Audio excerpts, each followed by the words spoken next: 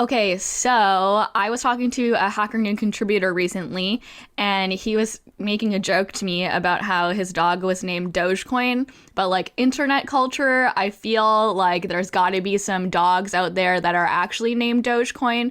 So if you have a dog named Dogecoin, I would love to see a photo of him. Please tweet it to me at HackerNoon and or at Amy M. Tom. I love dogs, and I would love to just love your Dogecoin.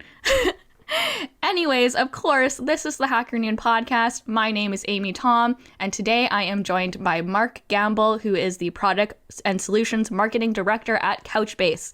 Welcome back, Mark, for round 2 of the podcast. Thanks, Amy. Great to be here. Thanks to you and HackerNoon for the opportunity. I'm excited to talk with you again. Yeah, it was a lot of fun last time. Yes. So last time we talked about edge computing, and I guess like a bit of a play on words here. I want to talk to you more in depth about cloud strategy. So I want to go deep into it instead of like staying on the edge. First, I'd like to talk to you about your background in data, because we talked a bit about this last time and how you have an extensive 20 plus year career in data industry in general. But one of the things that you work on as well is Data for Good initiatives. So I would love to hear more about that and what that really entails. Sure. Yeah. So I, again, come from a background in business intelligence and analytics. And then before that, of course, database, now full circle back into database, but of course, all of it related.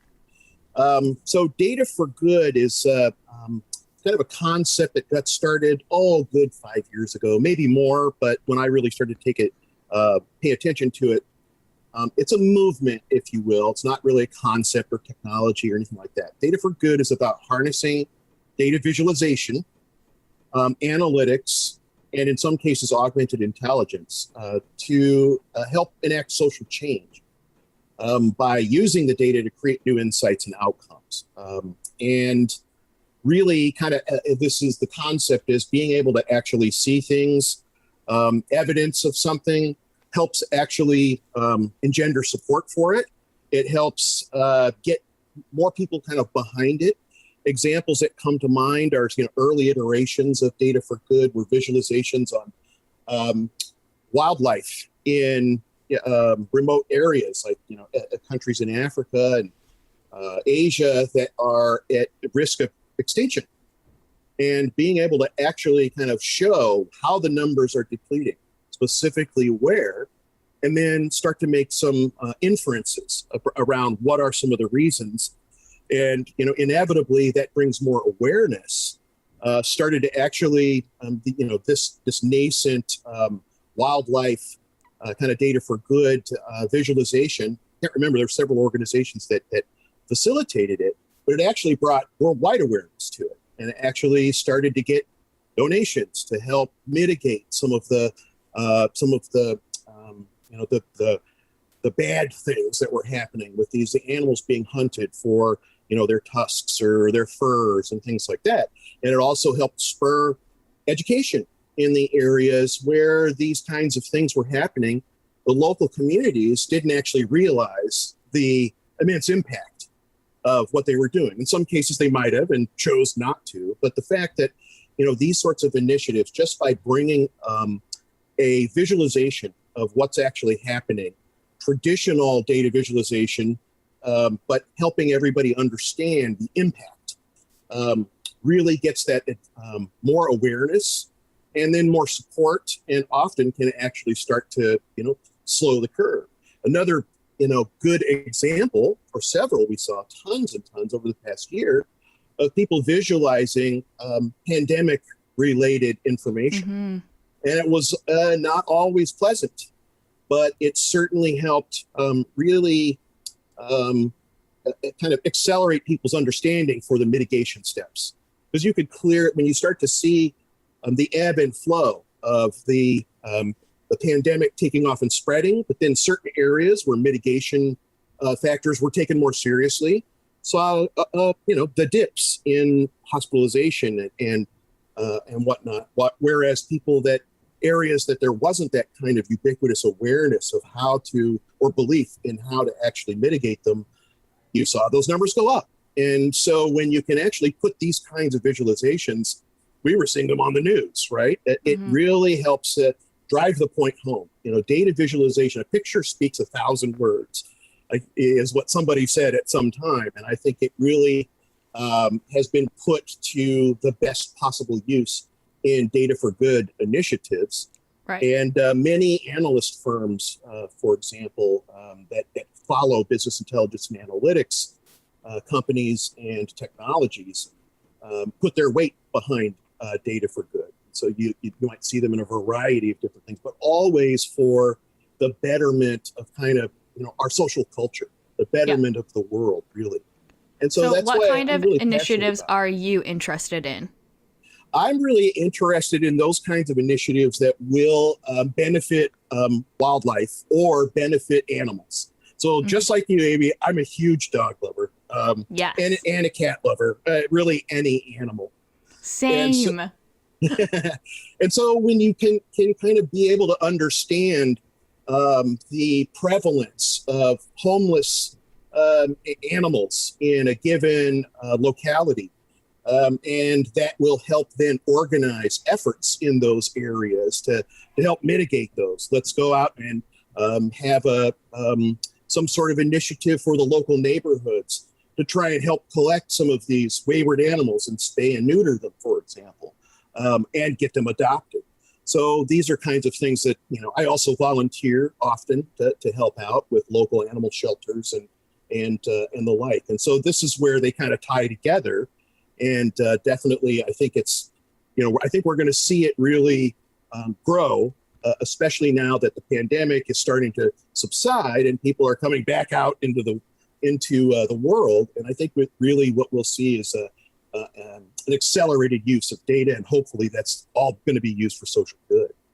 Yeah, definitely. So now you mentioned data agency too. So who is conducting this data research and or data visualization? Yeah, actually it was analysts.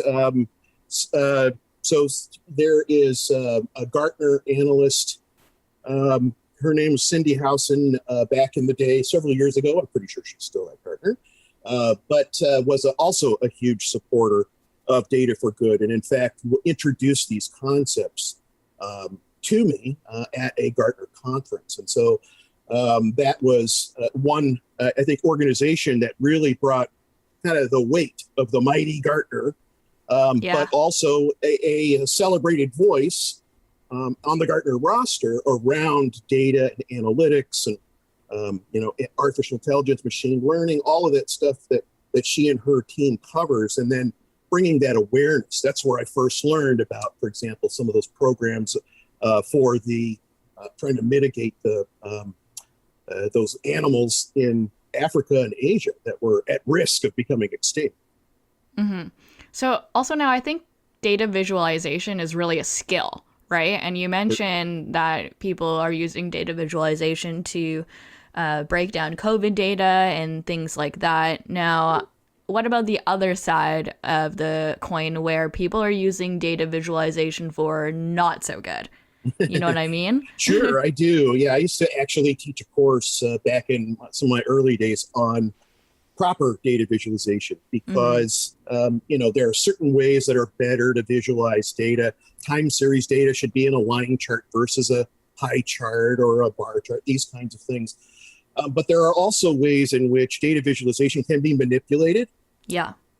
And to tell a story that is not actually core to what the data shows in its entirety.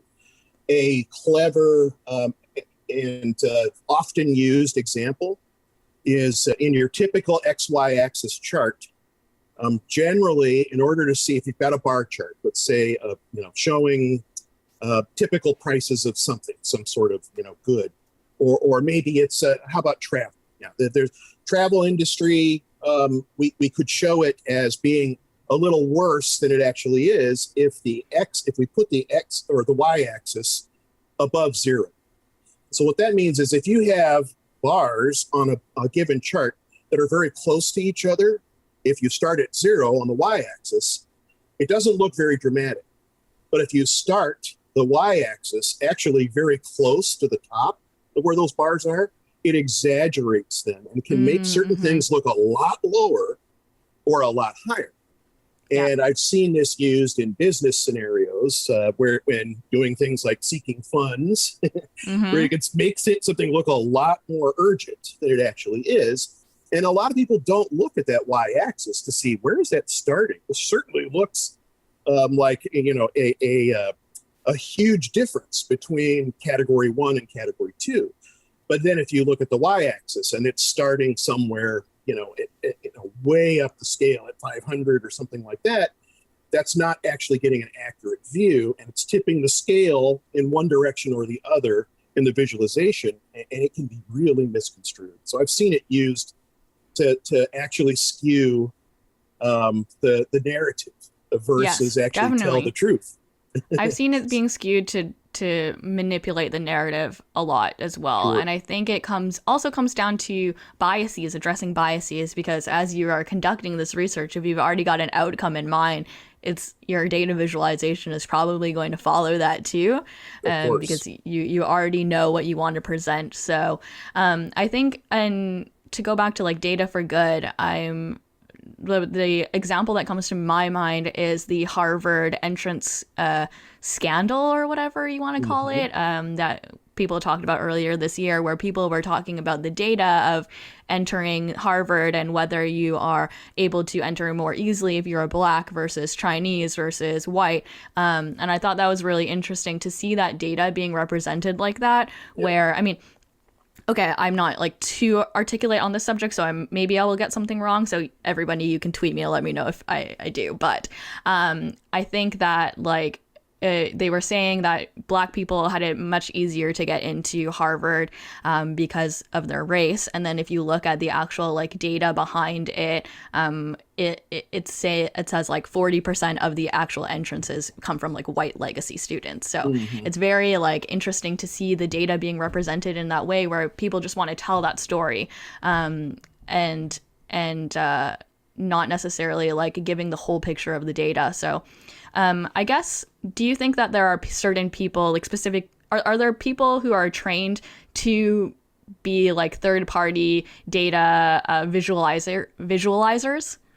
Sure, data scientists. You've probably heard the term. Yeah. So, and those are people that are, I am not one. I'm kind of a wannabe data scientist. They go a lot deeper than I do. But these are people that understand proper, you know, data representation, or they should ostensibly, and would always, in any data representation, I also feel it's very important to provide the granular data from which you derive your conclusions. Any kind of data summary that doesn't give access to the underlying granular data is instantly suspect to me. And I start wondering, what are they actually hiding, you know, or trying to say? Yeah, exactly. So it's interesting where, you know, the good in the term data for good might connotate it's all got to be happy. But often the data for good is actually exposing something that is not quite such a savory topic, you know, like animals becoming extinct, or increasing numbers of some dreaded pandemic. But it's the good part of it is exposure and awareness, because until you have exposure and awareness and full disclosure and transparency, here's all the data, you really can't enact change, in my opinion. Yeah, I agree.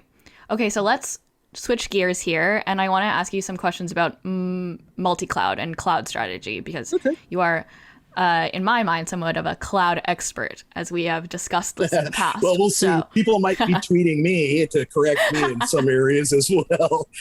Okay, cool. So I want to start with like multi-cloud versus hybrid cloud. So let me give you like my best working knowledge of what this means, and then you can let me know if I'm right or wrong.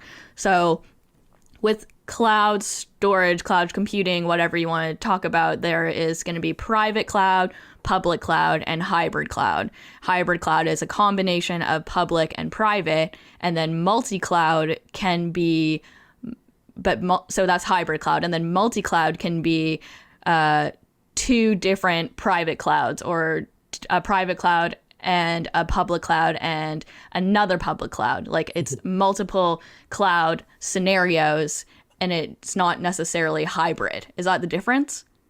Yeah, I mean, there are kind of different flavors and variations. You are basically right across the board, and the true definitions of multi-cloud versus hybrid cloud might be fuzzy depending on who you talk to, but really you kind of nailed it. The hybrid cloud concept is a combination of public and private clouds, usually to orchestrate a single IT solution between both, right? And sort of built to do things like isolate sensitive data and private resources while leveraging computing and non-sensitive data in public resources. So kind of this ability, the use case in hybrid cloud is generally more around data privacy, sovereignty, sensitive data that you want to keep absolutely private.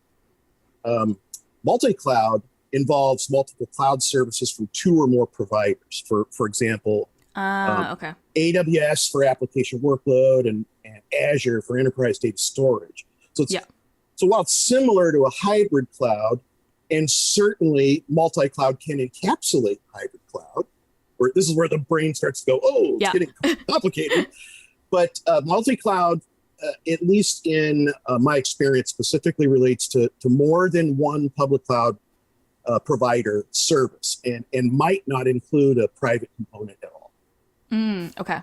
Okay. Yes. So that's what I want to break down. Is this like the part where it gets complicated? Because yes, theoretically, I've got a hybrid cloud. It's great. I have multi-cloud strategy. It's beautiful. But in actuality, it's the IT team has one. The finance team is using another solution. The sales team is using another solution, and then you have to have Kubernetes environments to organize everything. And I think it gets complicated. So I guess I want to talk about like setting up my cloud strategy and understanding the benefits of using multi-cloud as well, because in my mind, it's got to be like partially security focused, of like making sure that your data is secure in different cloud structures, whether it's going to be private or public, that kind of thing.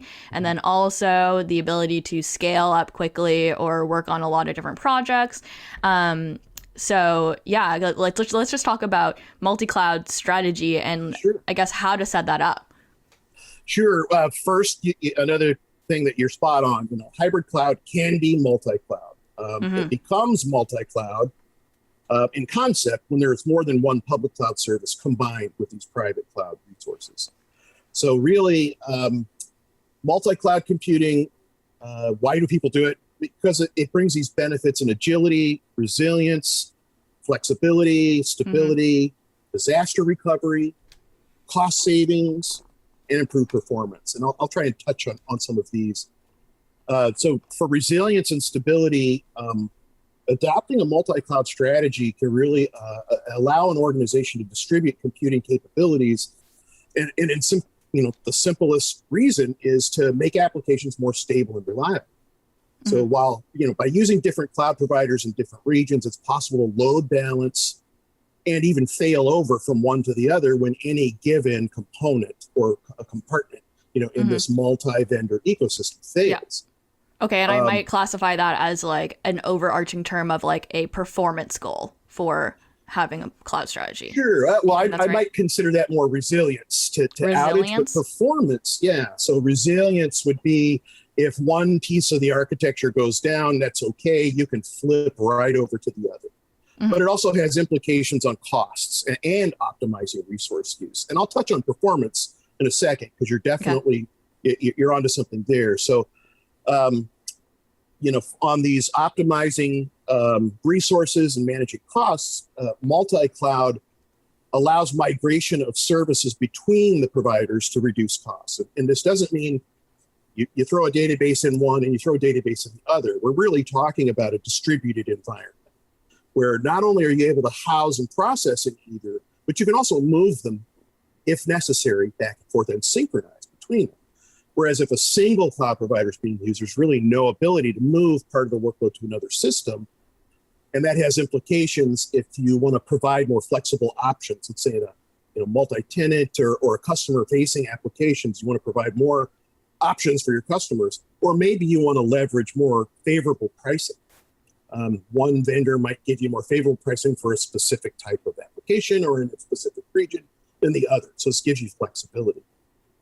And then let's see, the going multi-cloud, you touched on performance. If you have this ability to leverage data storage and processing in regions and zones with the closest proximity to your applications and users, this ensures better performance because it can reduce latency. Because you're literally, if you've got an application you're rolling out in, let's just say some area in Asia where one given cloud provider doesn't provide local services. If you're stuck to that cloud provider, you have to go to just the nearest region. Whereas if you are able to choose a cloud provider, you get one that's local, as local as possible and better serve that locality. So that's the direct bearing on performance, is in actually housing and processing data closer to the people that are actually consuming it. Oh, okay, wait, what? Okay, wait. So cloud providers, I guess, right? Like the main ones are obviously like AWS, Microsoft Azure, I don't know, like IBM Cloud, maybe VMware. So are you saying then that there would be more localized public cloud offerings that I could go to that would bring me closer to the edge? Is that what you're saying? Depending on your vendor of choice. First thing that comes to mind, for example, is AWS has been rolling out edge zones. And so they have AWS Wavelength, for example, or they have AWS Local Zone. And what those are successively more local cloud storage and processing, IaaS, to a given locality. So if in the case of, let's just take a look at AWS. Everybody kind of knows the AWS standard availability zones, otherwise known as regions, are US West, US East. We've all seen these, right? And US West, I think, is in Oregon, giant data center. But they have also rolled out local zones. And local zones are in Los Angeles and Boston and Chicago. What that means is there's a data center in LA or in Boston. And if you're rolling out, let's say, a new application to serve users in these local areas, you want the best possible performance. So you can actually set up your IaaS to be in a data center that's right in the city. And then you take it down to the next level. This is, again, AWS has Outpost. And Outpost is where they will, if I understand it right, and again, tweet us if I'm off here, but Outpost is actually AWS saying, we're going to set up our infrastructure as a service on your premises. So it's literally the cloud running, next office over in a rack, but it's completely managed by AWS. But otherwise, you're utilizing it just the same as you'd use any other cloud, except you've eliminated tremendous amount of distance for data to have to travel to be able to serve the applications. And so that in turn then accelerates it reduces that latency, makes the applications faster. And heaven forbid, if any part of the broader ecosystem, US West data center has an outage, well, you're processing data either on-prem in Outpost or in a city data center, you're unaffected. And so that's a great question that you brought up. And yeah, absolutely. This has implications on even these edge environments for sure. Yeah, that's really interesting. Do you know if Amazon or AWS does this internationally too? I don't really know about this. It's nascent. So they're rolling out because they're embracing edge, of course. We're getting a little off but it's related certainly to multi-cloud, but I'm a big edge aficionado too. I love it. So essentially they're rolling out. If you go, in fact, we just did a a presentation with AWS, which will be broadcast next week. And it's Couchbase did latency tests on AWS Local Zone, which is being rolled out. Boston, Chicago, I believe, LA. They basically are rolling it out to major metropolitan cities, but will continue to go worldwide. And so we're just seeing it roll out. Same thing with Wavelength. Wavelength is similar in concept to Local Zone, except that takes it, it's in partnership with telecoms to provide 5G. Essentially, it's a local data center that actually is accessed via 5G. And so it's similar, though, in concept, you're reducing the latency by reducing the distance that the data has to travel. Cool. Okay. Yeah, that makes sense. I guess I kind of want to get into like high level strategy as well. So I guess like put yourself into maybe a CTO mindset, perhaps.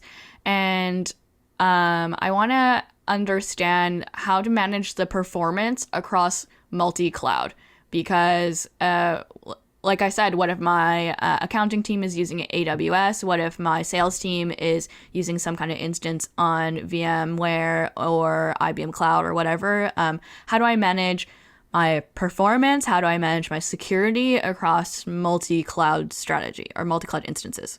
Sure. Well, being from Couchbase, I'll kind of touch on it. I look at everything through the lens of data. That's kind of the lens that I'll look through. And this is because data is the lifeblood of any and all applications. And so all of the security, processing, all of that goes along with it. But really the data and how you look at data should be a major consideration for any organization that's starting to embark on this sort of multi-cloud journey. And the reason I say that is because there's it's more than simply putting any old database running in the various cloud infrastructures. Which database technology you choose can really mean the difference between a cohesive and efficient data ecosystem, which is what you really want, versus kind of this chaotic mix of individual repositories that have to be managed separately. They have no awareness of one another. That doesn't realize the promise of multi-cloud, if you ask me. Yeah. So the database. I think that piece is really interesting that you just said, the awareness between the clouds. I guess, and that is part of like the multi-cloud strategy to like bring them all together too.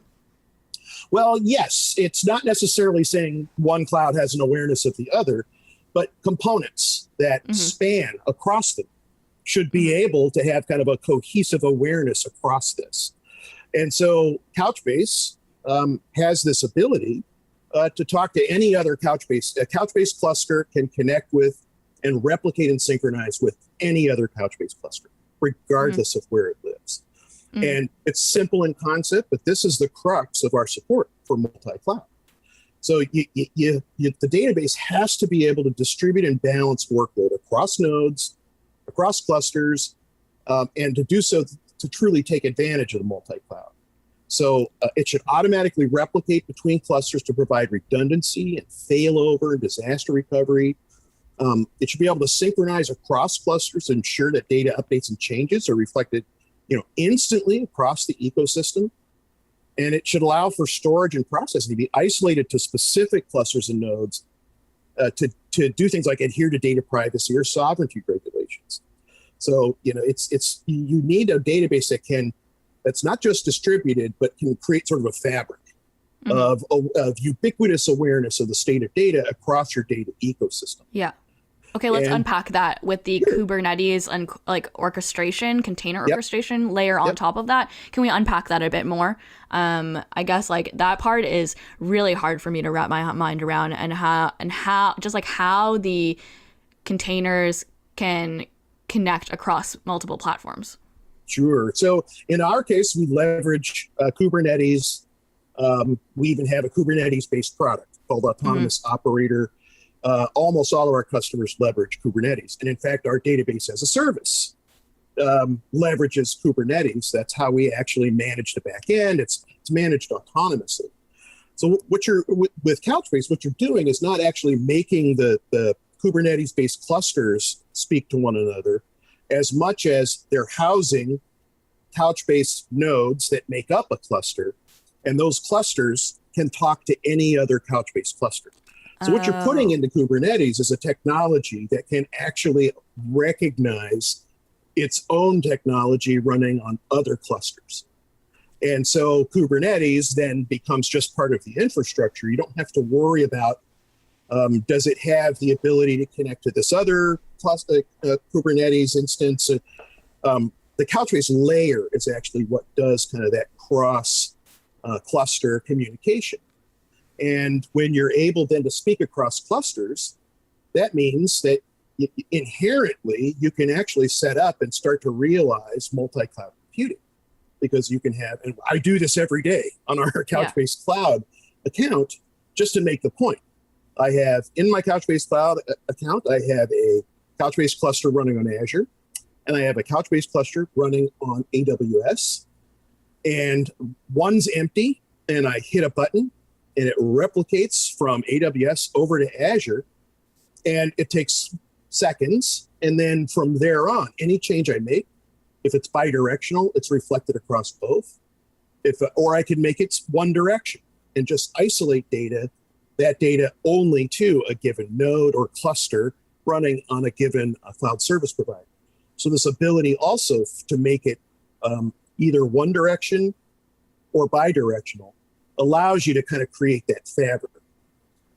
Where you can, in the way I kind of, the analogy I use is kind of like the way the power grid works. I've always been fascinated with the fact that power companies and utilities can actually move power from one substation to another and then block it so no more comes in, or leave it there, or move it out so there is none. Legend has it, that's how the old Enron folks used to have force Californians into rolling blackouts, is they would literally stop the power at the border until they got the price to the right area. Then they would release it. So I'm not suggesting we do that with data, but the concept is the same, that you can actually move data, you can spread the data, and you can isolate the data. And these capabilities, fundamental to Couchbase, are core tenets of the multi-cloud computing model, as well as the hybrid cloud computing model. Mm-hmm. So a lot of our customers do either or both. And so we find, the hybrid multi-cloud often among our customer base. Okay, so then as a CTO, do I have to worry then about that connection layer between my clouds, or is it like industry standard or common for providers to have a solution that kind of does that for me?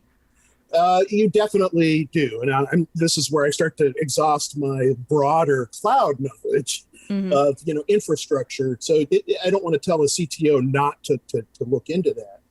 But I think what's just as important is to make sure that the data layer that you're looking at doesn't force you to have to do a bunch of things under the covers to make it recognize other instances of that same technology. And so that's where Couchbase is kind of unique in this ability to, its ability to recognize and connect directly to any other Couchbase, again, regardless of what its underlying infrastructure is. And so that pulls a lot of onus off of the CTO and this, the technology leaders to have to figure out how to tie together their databases. If you adopt the right NoSQL technology, you've already solved that piece of the puzzle. So is it difficult to get my Couchbase database in AWS to connect with another application in Azure? Absolutely not. So it's very, very easy. Again, one of the key demonstrations that I do for our Couchbase Cloud, which is purpose-built, in fact, to be able to facilitate multi-cloud, is on the fly. I actually have a database running on a given cloud provider, and I can actually, spin up an empty cluster on my other cloud provider and say, push this data now, replicate it directly over. And it happens, depending on how much data you've got, but in our case, in my demo case, it happens instantly. And so we remove kind of that conundrum of, well, if I have two separate databases, one running here, one running there, how do I actually set up this kind of redundancy without the right kind of distributed technology? That would become a paramount consideration. But that's why, I'm sort of here today to say, when you're going multi-cloud, go NoSQL in general, because it's distributed in nature versus relational. And if you're considering NoSQL, go Couchbase, because it's inherently built to actually facilitate this model. What cloud provider works best with Couchbase? All of them. And I can actually say that with confidence because we leverage Kubernetes. So this makes us cloud native, if you will. So you'll see we have marketplace installments on all the major cloud CSP cloud service providers, and certainly we try and remain completely agnostic when it comes to which one might be. Yeah, what do you have an answer of what's the best one, you personally? Oh, backing me into a corner, because I love them all. Of course, they're all great and trusted partners of Couchbase. But I AWS sort of owns the market. I'm most familiar with AWS, and in fact, I also use AWS machine instances to set up my own self-managed Couchbase clusters, which, by the way, I can tie into our database as a service using this replication feature. So I'm not saying AWS is best for Couchbase so much, but except I find it to have the kind of richness of features and ease of use that I tend to gravitate towards. And it sounds like maybe the most physical coverage. Arguably, although I think Azure and GCP are they're all going to be giving each other a run for their money. Yeah. So that's why we're not landing on any one or the other. In fact, we see it as a strategic advantage to, in fact, embrace them all and let our customers decide, because we see it as a flexibility option for our customers. Yeah. That we're not dictating they have to go to any given CSP. Yeah. And I guess multi-cloud really, in actuality, is very common, right? I think most companies probably use multiple instances of cloud operations. That's true. I think, however, I think another key piece that we didn't talk about yet is that to multi-cloud is this notion of being able to actually control everything going on these multiple cloud service providers through what they call a control plane. So a big piece of the puzzle for multi-cloud is not just running things in different clouds, but being able to have a single myopic view of what's happening across that ecosystem. Yeah.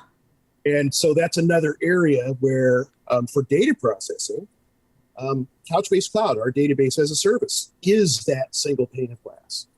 So that's why it's it's a simple demo that I show, but very powerful when I am able to replicate, because I do it all from a single screen. I can see all my AWS clusters, all my self-managed clusters, all my Azure clusters, all my GCP clusters, and so on. All through that single pane. Yeah. Are there providers that exist that specifically do that and solely that? It's another nascent thing, but yes, there are. Please don't ask me to name any vendors. They're not coming to mind, but yes, because multi-cloud is really catching on, or has caught on, as a strategic objective and architecture for many organizations, there are bespoke vendors that are just creating a unified control plane. And they don't actually do anything other than provide kind of this, it's the old portal notion, right? Where you can see different aspects of your business. In this case, it's different aspects of your IaaS infrastructure in a single window. Yeah. Everybody's looking for that single pane of glass. Exactly. Yeah. And I think, it's Again, my overused word of the day, nascent. I think we're going to see more and more kind of independent vendors producing these kind of what they call control plane. But until then, Couchbase Cloud, that's what we offer for the data layer, is that control plane. And regardless, if you're running in your private, on-prem, if you're running in AWS or you're running in Azure, any of that is all seen and managed, and the replication is all managed through that single pane of glass on Couchbase Cloud. Right. So what are your predictions on where multi-cloud is going to go in the next 5 years? I see actually more and more organizations leveraging multi-cloud for things like to power applications that they build for their own customers. And what I mean by that is we have a customer, for example, Facet Digital. Anybody interested, go to couchbase.com, and it's in our customer case studies. But they actually build and deploy and host web applications and mobile applications for their own customer base. So they're sort of a vendor, but they needed a database backend. And they embraced database as a service, but they went vendor specific.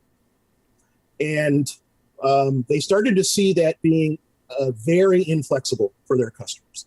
Because if their customer, and it was an Azure-based database that they started with, it suffered from some performance. It took them a long time to actually go to market. And any of their customers that said, we're really big on AWS or GCP or any of these other cloud providers, they had to make a concession to go with, the data layer living outside of their preferred environment, or they had to just walk away and say, we'll find, another company to build this. So Facet decided we need to, rectify this. So they switched from this other CSP vendor specific database as a service to Couchbase Cloud. That gave them this flexibility and performance that their applications required. And we talk often with Scott Bradley. He is a principal engineer there. And he told us that by going to Couchbase Cloud, they were able to offer more flexible options to their customers, but they also reduced their cost by 50%, and they increased their performance by 2,000%. And they consolidated from 3 products to just one Couchbase platform. So before they were using vendor-specific database, vendor-specific caching, vendor-specific. There's 3 things that Couchbase does by itself, and Couchbase has this additional capability of running wherever these guys wanted it to run. And so they're now able to realize that better performance. They're able to actually go to market quicker. They came from 3.5 days down to just 20 minutes to actually provision and deploy an application for their customers. And this multi-cloud support allows them to use CSPs and zones that best suit the application requirements and the needs of their customers. And so that's another fundamental reason that they went with the multi-cloud and taking advantage of Couchbase. So I think we're going to see more and more of multi-cloud being used in this manner, basically to, do the things we've already talked about, reduce costs, increase the ability to recover from disaster and have more resilience, but also just to avoid vendor lock-in and provide more options for the customers or the users. It just becomes kind of a better strategy, if you will, to not choose a CSP specific database to stay, to be able to retain this flexibility. Yeah. On another random point, I think vendor consolidation is super interesting, like the strategy behind that and having to go from like 5 to 1. And also like kind of funny to realize that like, oh yeah, over the years I've added these like 5 new vendors in when I could literally have just done like this one. And I think it's super important too, because when you consolidate your vendors, you also limit the security risks or reduce the security risk, because the more people that you let in your environment, the greater your risk for security breaches are, theoretically anyways. So yeah, it's super interesting. Cool. Okay. Fascinating times for sure. Yeah. And Yeah. I think we're only going to see multi-cloud and hybrid cloud sort of grow as a concept. And conceptually, it's very simple and straightforward, but it's wildly powerful. Is it? Well, I think it is. Yeah, it's just run where you want, right? It's Okay. Yeah. and you know, but getting there is the complicated part. Mm-hmm. Yeah. And Okay. so Well, I that's feel where- like I have a much better understanding now of like having multiple instances or multiple cloud options in your environment. So thank you very much, Mark, for blessing us with your beautiful radio voice. I don't know if it's that. I have a face for radio, they say, so I'm glad that we're not on screen. Oh, please. I don't think that's true.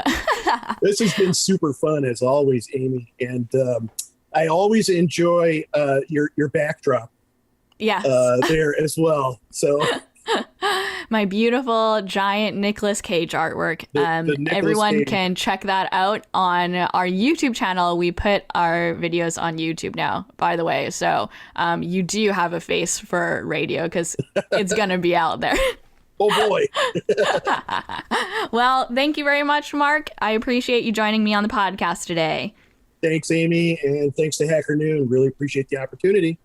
Wonderful. If you like this episode of the podcast, don't forget to like it, share it, subscribe it, do all the things. You can find us at HackerNoon on Instagram, LinkedIn, Twitter, and also now TikTok. I just made a TikTok, guys. Go follow us over there. And this episode was hosted by me, Amy Tom, was produced by HackerNoon, and it was edited by our lovely audio wizard, Alex. Thanks very much. I'll see you on the internet. Goodbye.